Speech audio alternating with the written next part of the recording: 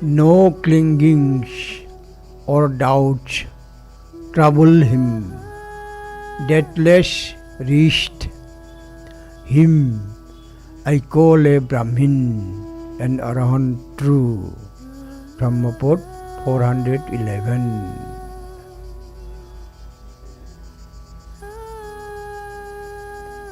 He has no attachments.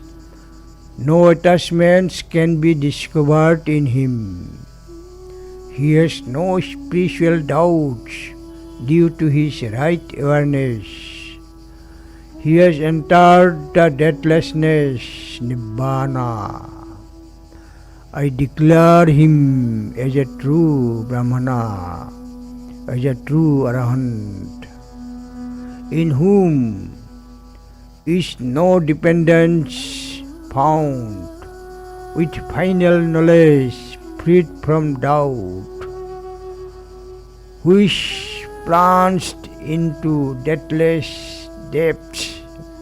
That one I call a Brahmin, Arahant true.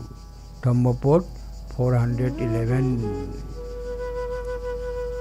Yasyalaya no vijanti Anannayo okathang kathi Amota godhang Anupattang Tamahang Brahmi Brahmanang.